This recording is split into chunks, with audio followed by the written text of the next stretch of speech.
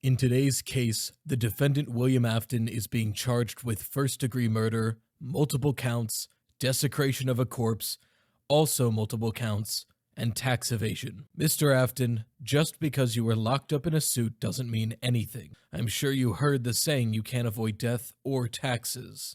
In your case, perhaps just taxes. I see the defendant's attorney will be Nick Carlson Press, and the prosecutor is... What is a sandwich lie? That would be me, Your Honor. Your Honor, with all due respect, I thought only humans could be prosecutors. I mean, that's really just a recommendation. This seems pretty simple. All right, may the prosecution open the case. Your Honor, I would like to present my case in the form of a YouTube video.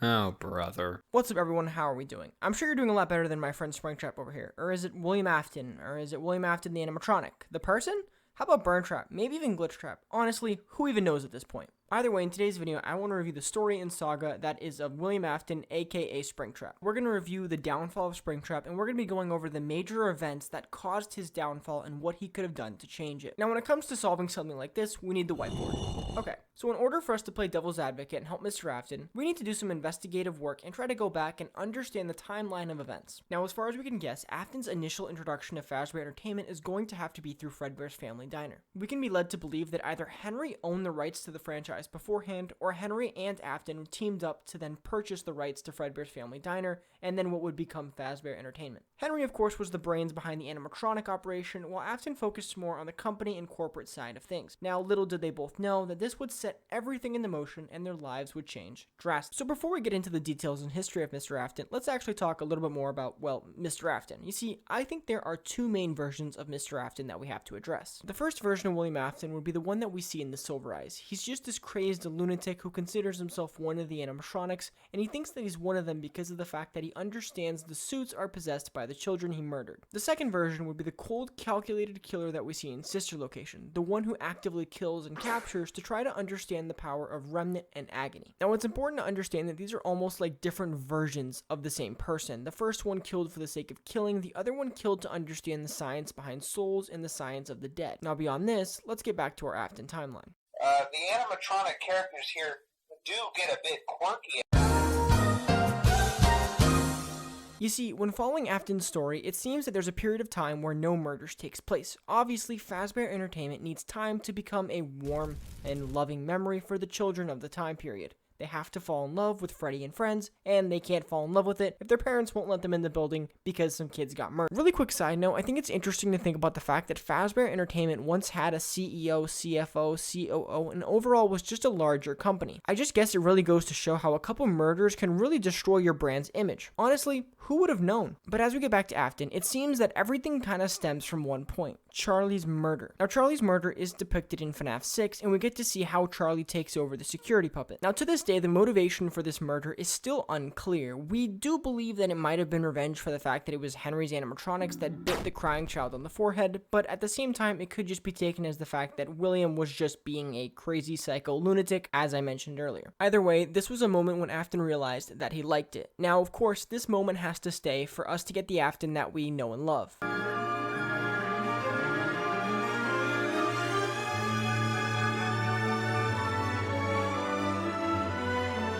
I mean, I don't love, you know what, never mind. However, as time passes, we would get the original missing children's incident. That's right, the incident where the original string of murders would happen that would lead to the 5 suits being possessed. These original murders would go on to gain the interest of the police, and so this is when we meet our first key moment. For this part of the story, I want to use Rye Toast's timeline. Rye Toast explained in a video that in the original FNAF 1 posters, it explains how someone was actually caught and charged with the murders of the children. Here is a big mistake on Afton's part, because Afton may have pinned the original murders on his business partner, which is a horrible move. We can assume this because Afton seems to be roaming free and working on his business, and Henry could be bogged down in the legal process trying to prove his innocence. However, whether Afton realized it or not, he would be creating one of the most important enemies against him. At some point, it must have clicked in Henry's mind that Afton was the one who killed his daughter. And so, in Henry's mind, a plan would begin to develop. A plan that would have him killing the man who killed his daughter. And when you look back, you realize that Afton did not have to do any of this. Consider the following. Please. Consider the following. You see, Afton has a very strong emotional alibi. There's no obvious tie because his son had just died at the hands of the animatronics, and he also has a stake in Fazbear's, meaning there's no clear, obvious motive. All Afton did here was put himself in the crosshairs of the man who is most likely to take him out. I won't spoil what happens. Afton gets taken out by Henry. There you go. So if Afton tries to put together a decent acting job, maybe Henry isn't the one to take him out via good old fire and epic monologue. Although for one of you, the darkest pit of hell has opened to swallow you whole. So don't keep the devil waiting, old friend. Now, with the crisis averted of pissing off Henry, let's continue through Afton's absolutely wonderful existence. Absolutely no sarcasm whatsoever there. Now, this second move may actually surprise you. You see, I think Afton's second biggest mistake was being a jerk and a horrible father. Not only is it bad morally, it's going to end up hurting him in the long run. You see, due to recent revelations and the fact that I'm willing to admit when I am wrong, it seems that the person sitting on the couch in the Midnight Murders clip is not Michael Afton, it's actually Mrs. Afton. And the child who ran away at night, you guessed it, it's Michael Afton. Now, we have known that we have played as Michael Afton in these games, FNAF 3, FNAF 6, and Sister Location. We are guaranteed to have played as him in those games. Now, it could have been other games as well. That's up for debate. I'm just using 100% knowledge because, well, I don't want to get roasted in the comments. You see, Afton's mistake was that since he treated his son like garbage, Michael knew that his father was an abusive and obviously just a horrendous person. So, Michael would feel a sense of responsibility for his father's actions, which included killing children. Michael's sense of responsibility for his father's actions went so far that he was willing to try and burn his own father, and then he was willing to die to make sure his father was burned and killed a second time. Afton was making enemies that he would not realize would be such large contributors to his own demise. All Afton has to do in this scenario is just be a decent human being to his own son. So does Afton have a change of heart?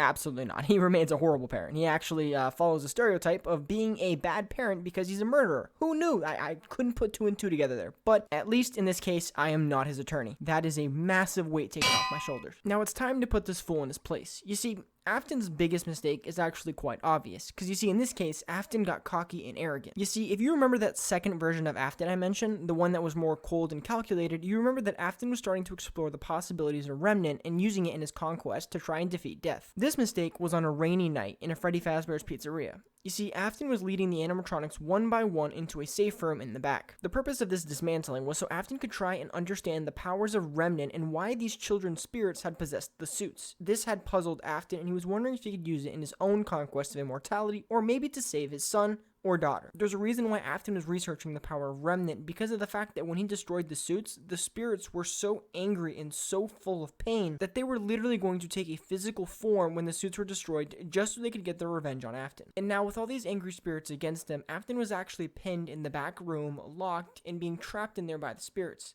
He only saw the golden Bonnie suit, and that was his only way that he thought he could escape and get out of there without the spirits being able to touch him. However, Afton completely forgot all logic in the moment. He forgot that the fact of the conditions of the rain and just the fact that the suit had been very old and was probably breaking down, the spring locks themselves were not stable. So, Afton decided to get into the suit, and what we know now is just history. We know the suit snapped in on him, and Afton was locked in there for a very long period of time, estimated to be 30 years. You see, it's such a simple fix to all of this. Afton just does not have to do this. He was playing with fire at this point, and it's funny because fire and Afton have a very bad reputation. Afton did not have to do this. He was lucky to be free at this point. There was no point. He was playing with fire, as I said. It was so unnecessary, and because of the fact he became Springtrap, Henry was given the opportunity to lock up the man who murdered his daughter. That must have been the most satisfying thing he had ever done in his life up to that point. And there we have it. Those were Afton's.